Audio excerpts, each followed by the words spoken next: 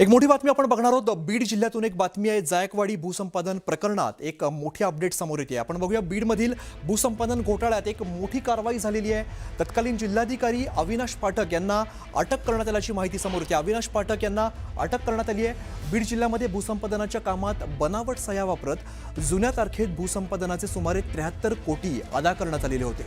तर सुमारे 241 कोटी 62 रुपयांचा घोटाळा जिल्हाधिकारी विवेक जॉन्सन यांनी उघडकीस आणला होता आणि या प्रकरणामध्ये अविनाश पाठक यांच्या स्वाक्षरीचे नमुने तपासणीस पाठवलेले आहेत। भारतीय प्रशासन सेवेतील अधिकाऱ्यास अटक झाल्यामुळे मोठ्या प्रमाणात खळबळ आपल्याला बघायला मिळते। बीड जिल्ह्यातील या भूसंपादन घोटाळ्यात काही कर्मचाऱ्यांचे व्हॉट्सअॅपवरील संभाषण आणि बनावट सह्यांचे नमुने गोळा करत दाखल करण्यात आलेल्या गुन्ह्याच्या तपासात अविनाश पाठक यांचा सुद्धा सहभाग असल्याचं स्पष्ट झालंय। या प्रकरणाचा तपास करणाऱ्या अधिकाऱ्यांनी अविनाश पाठक यांना लातूर या ठिकाणाहून अटक केलेली आहे। दरम्यान या प्रकरणामध्ये पूर्वी 10 जणांवरती गुन्हा दाखल करण्यात आलेला होता। तर बीड जिल्ह्यातील कोट्यावधी रुपयांच्या भूसंपादन घोटाळा प्रकरणी बीडमध्ये गुन्हा दाखल झालेला होता। बीडमधील वरिष्ठ भूसंपादन कार्यालयाच्या 154 प्रकरणात जवळपास 241 कोटी 62 लाख रुपये हे वाढीव मोबदल्याचे बनावट आदेश तयार करण्यात आलेले होते आणि या प्रकरणी तपास करण्यासाठी पोलीस प्रशासनाकडून एक विशेष तपास स्थापन करण्यात आलेला आहे।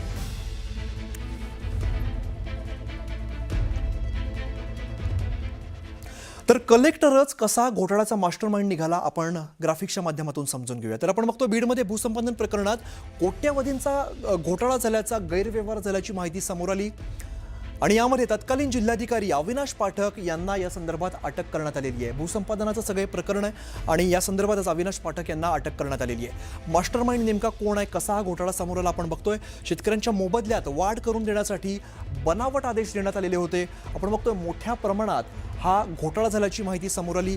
भूसंपादन बनावट सही वापरून जुन्या तारखेमध्ये भूसंपादन केल्याची माहिती समोर आलेली आहे आणि या प्रकरणामध्ये 22 एप्रिल 2025 रोजी बदली झाल्यानंतर सुद्धा मागील तारखांचे आदेश काढण्यात आलेले आहेत आणि हा सगळा घोटाळा त्यावेळेला घडलेला आपण बघतो। 154 फाईल्सवरती सही करत हा मोबदला मंजूर केलेला आहे। बघा मोठा आकडा आहे। तब्बल 241 कोटी 62 लाख रुपयांचा वाढीव मोबदला हा मंजूर करण्यात आलेला आहे। 241 कोटींची रक्कम आहे आणि त्यापैकी 73 कोटी 4 लाख रुपये हे खातेदार जे आहेत त्यांना वितरित करण्यात आलेले आहेत आणि वाढीव मावेजा मिळवून देणाऱ्या रॅकेटमध्ये पाठक यांचा सुद्धा सहभाग असल्याची माहिती समोर आलेली आहे। या सगळ्या तपासामधून धक्कादायक खुलासे होत आहेत। वाढीव मावेजा मिळवून देणाऱ्या रॅकेटमध्ये पाठक यांचा सुद्धा सहभाग होता अशी माहिती आहे।